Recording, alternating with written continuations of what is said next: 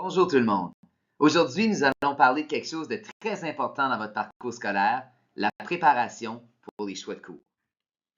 Afin de bien se préparer pour effectuer les choix de cours, nous allons parler de 3 éléments aujourd'hui.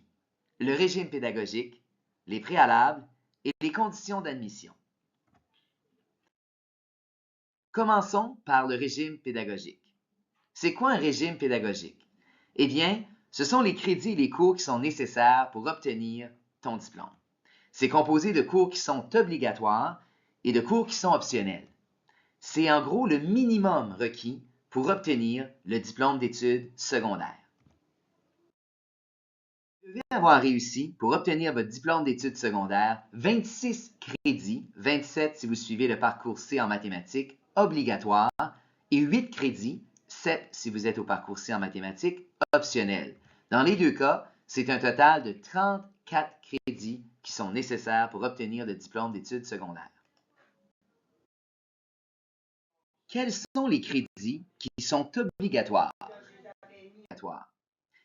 Eh bien, vous regardez ici les différents crédits, les différents cours qui sont offerts dans les différents niveaux d'études. Donc, par exemple, vous allez voir qu'il y a 7 crédits qui sont nécessaires en français pour l'obtention du diplôme. Il y en a 5 ou 6 en mathématiques, dépendamment du parcours que vous choisissez. Il y en a 2 en développement personnel, etc., etc. Ce sont les cours obligatoires. En jetant un coup d'œil dans l'onglet Vie carrière sous la section Fichiers, vous allez retrouver le régime pédagogique de l'école L'Odyssée. Les cases ombragées en gris représentent les cours qui sont obligatoires. C'est les cours que vous devez faire.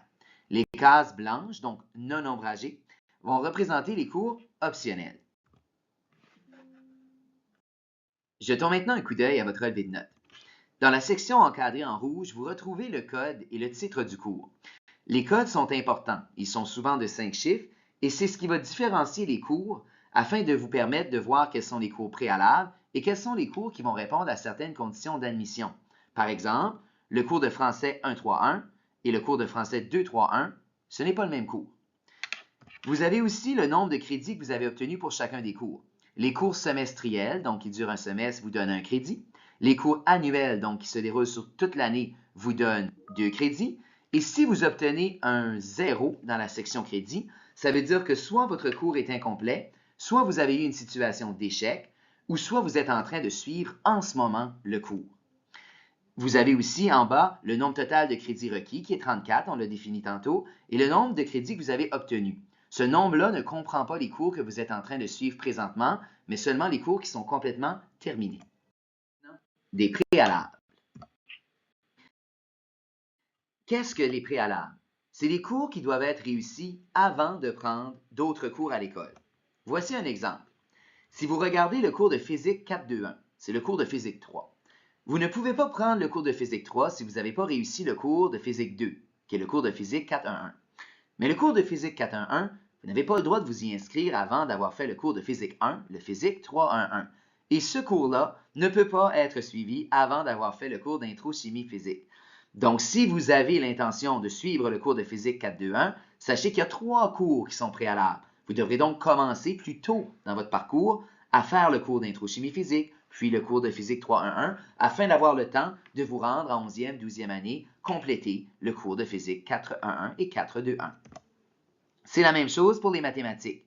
Il y a des cours qui sont préalables à d'autres cours. Par exemple, le cours obligatoire Maths 3.1.1b et le cours optionnel Maths 3.2.1b, donc mathématiques 11e année B du 2e semestre, sont obligatoires et des préalables pour mathématiques 4.1.1b. Donc la maths 4.2.1b, elle est optionnelle pour le diplôme, mais elle est obligatoire pour faire le 4.1.1b. Il y a plusieurs disciplines qui ont des préalables à l'école L'Odyssée. On parle entre autres des mathématiques, du français, de l'anglais, de l'activité physique, musique, arts visuels, physique, chimie et des études professionnelles et techniques. Dans le Teams collaboratif, toujours dans l'onglet Vie carrière, dans la section Fichiers, vous avez votre régime pédagogique. Et dans le régime pédagogique, vous avez un exemple donc de où se situent les préalables. Donc, vous êtes capable de voir ici l'exemple dont je parlais tantôt, que le cours d'intro chimie physique, il est préalable au cours de physique 3.1.1. Le cours de physique 3.1.1 est un préalable au cours de physique 4.1.1 et le cours de physique 4.2.1 est un préalable au cours de physique 4.1.1. Finalement, nous allons parler des conditions d'admission de votre projet postsecondaire. Les conditions d'admission, c'est les exigences minimales pour être admissible dans un programme de formation. Chaque établissement postsecondaire a ses propres conditions d'admission. Voici quelques exemples de conditions d'admission. Il y a des cours admissibles, il y a les notes, donc ils peuvent demander une certaine moyenne dans un certain cours, mais aussi il peut y avoir un portfolio, une entrevue, une lettre de référence ou même une évaluation qui est demandée. On vous donne ici un exemple. 3 universités différentes, mais le même programme, qui ont des conditions d'admission qui sont différentes.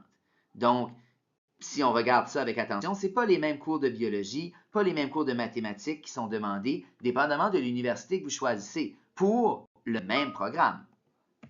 C'est donc important, lorsque vous vous inscrivez dans une institution postsecondaire, d'aller valider quelles sont les conditions d'admission, parce que parfois, il y a des cours qui sont nécessaires pour le diplôme, mais il y a des cours de plus qui sont nécessaires pour aller à l'université ou au collège.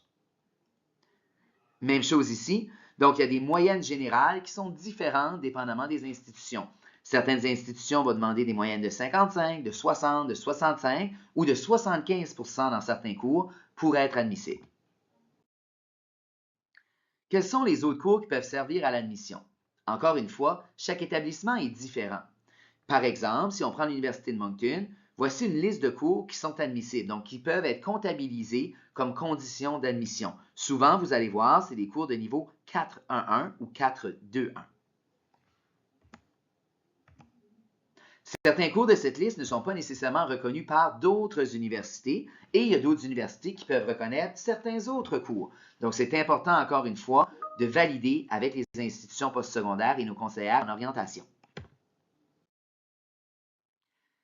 C'est la même chose pour le collège. Donc, voici un exemple de différents parcours pour un certain collège. Donc, on peut voir, ça va de conditions d'admission A jusqu'à P. Donc, on retrouve facilement une quinzaine de différentes conditions d'admission et ça va varier d'un parcours à un autre.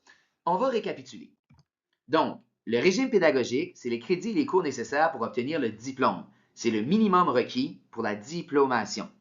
Sur le relevé de notes, vous avez accès au bilan de vos cours, aux notes finales et aux crédits. Les conditions d'admission, c'est les exigences minimales pour être admissible dans un programme de formation. C'est différent pour chaque établissement postsecondaire et c'est le relevé de notes qui va être utilisé pour déterminer l'admissibilité. Voici ce qu'on va vous inviter à faire. Réviser votre parcours académique, prendre connaissance et reviser votre relevé de notes. Cochez les cours qui sont déjà réussis dans la feuille de route. Cette feuille de route, je le rappelle, est disponible dans le Teams collaboratif.